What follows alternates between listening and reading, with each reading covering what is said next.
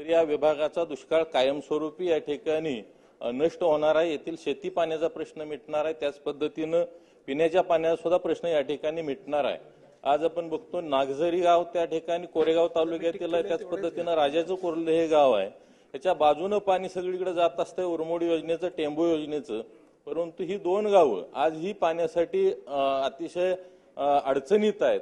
तर या ठिकाणी उरमोडी आणि टेंबू या योजनेमध्ये या गावांचा समावेश करून यांना सुद्धा या ठिकाणी न्याय मिळावा। त्याच पद्धतीने कोरेगाव तालुक्यामधील जो पूर्व भाग आहे या पूर्व भागासाठी सुद्धा पाण्याचं नियोजन करणं हे अतिशय गरजेचं आहे।